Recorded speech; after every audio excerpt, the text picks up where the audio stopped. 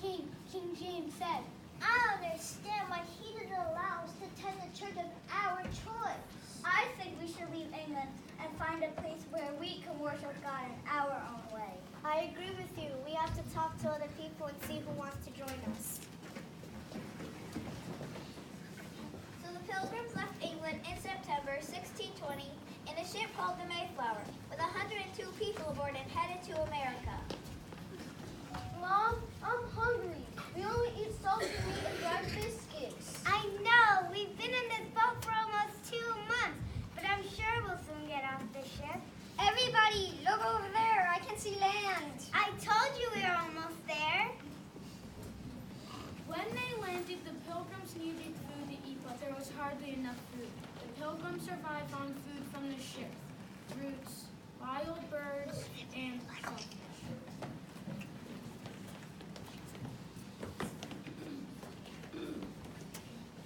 Come, everybody. We have to look for fresh food. Let's get separated to find the food. Yes, I will go this way and you go that way. Hey, look! I have some berries. And I found some seeds.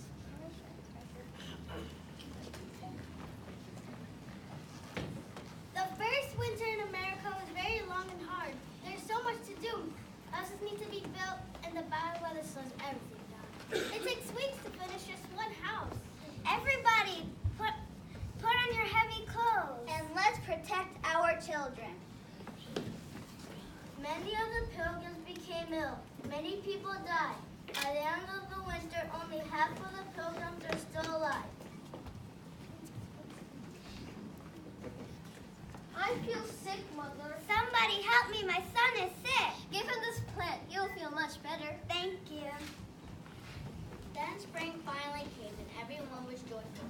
The remaining pilgrims were so happy that they have survived. What a beautiful day. Let's dance and play. One day an Indian came to the village. The children were fighting, but the Indian is kind and friendly. Hello, people. I want to offer you my help. Welcome to our village. We appreciate your help. Soon more Indians came. We can show you how to grow your own food. Please show us how. These are corn seeds. This is how you should plant them. And the Indians showed the pilgrims how to plant corn and wheat and other vegetables. One of the Indians was called Squanto. I want to be your friend. We also want to teach you how to hunt and fish. We will hunt quail and turkey. Come, let's go to the forest. They went to the forest to hunt wild animals. And when the summer ended, they want to have a feast.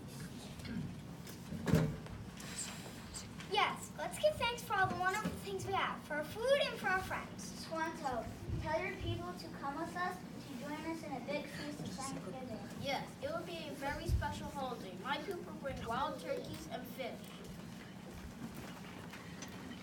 The Indians came to the feast. The oldest pilgrim says a prayer of thanks. They eat so much delicious food. Turkey, lobster, goose, deer meat, onions, pumpkin, cornbread, and berries. Let's set the table and use this tablecloth. I'll put the fruit. And these are the vegetables. And everyone gave thanks. We give thanks for our food and for our friends. And for our many blessings. Thank you, Lord.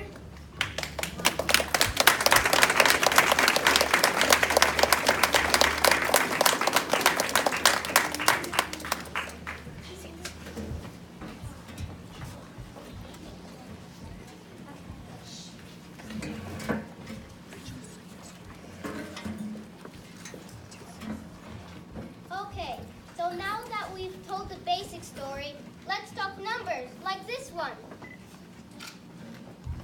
1620. That's the year the Pilgrims came to America on Mayflower. 302. The number of passengers on the Mayflower.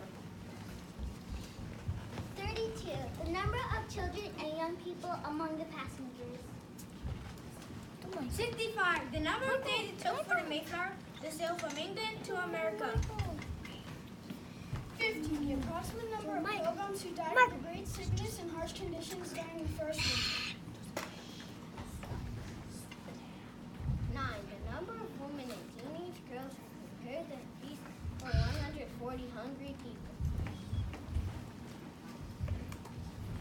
35 million, the number of Americans today who are direct descendants of the first Mayflower Pilgrims. We thought we knew most of the story about the brave band of people who left England in 1621. They wanted to live freely and worship as they pleased. But we found so much more. We tried to look at their lives from a kid's viewpoint. Yeah, think about it.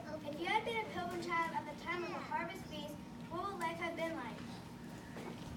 Keep in mind that in 1621, just surviving was the most important thing. Food, clothing, and shelter were what life was all about. Schooling. You would not go to school. If your parents knew how to read, they might use the family Bible to teach you how. Working. You would start working at a very young age. Kids work alongside their parents from sun up to sundown. Michael. Little boys might protect the crops by throwing stones to keep birds from eating the seeds. Michael. Girls might sew and keep house with their mothers. Both boys and girls were sometimes sent to other households to learn a trade. Playing. While you would be very busy doing chores, you would still have time to play. Some of the games we still play today were enjoyed by the pilgrims. Favorites were hide and seek, jump rope, marbles, and blind man's buff.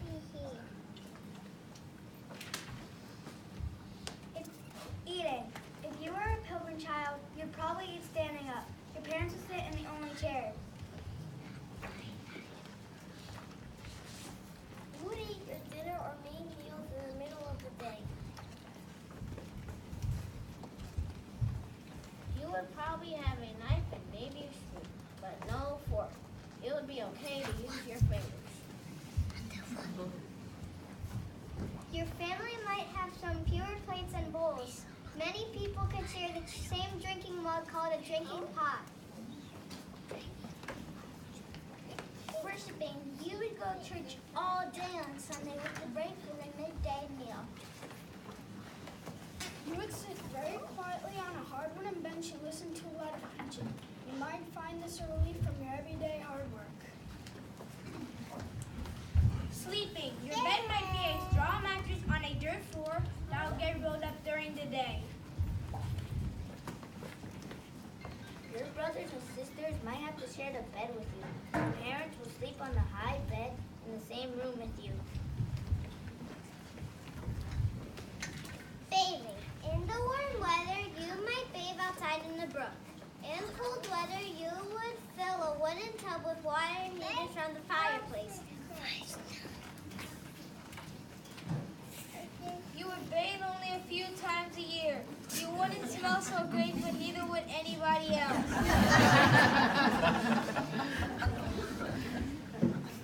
Behaving.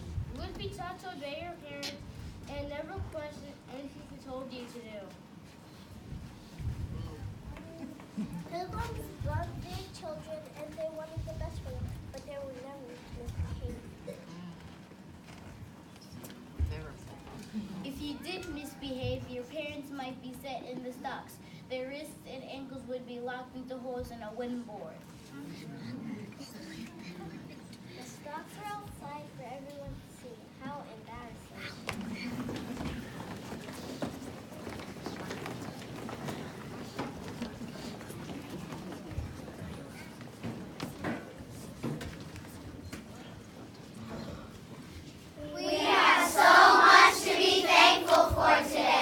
Thank you for coming to our show.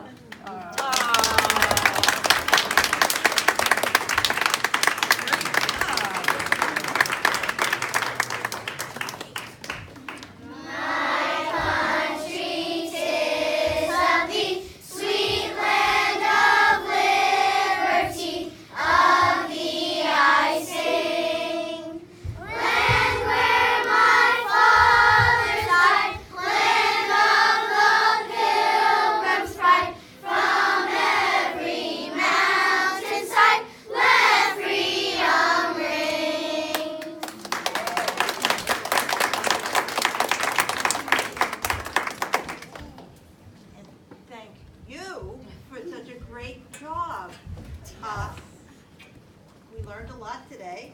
I think there's some things you wish might be the same as it was back in 1620.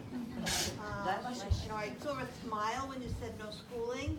And you know what? You wouldn't have all these friends if you didn't have school, right? Behavior, what do you think about that? There was a lot of things that were embarrassing, right? Great food, though. I'd love lobster all the time. I don't think. You know, but thank you. You did a great job. And also, I think you need to thank Mrs. Moore for the costumes and all the decorations. Thank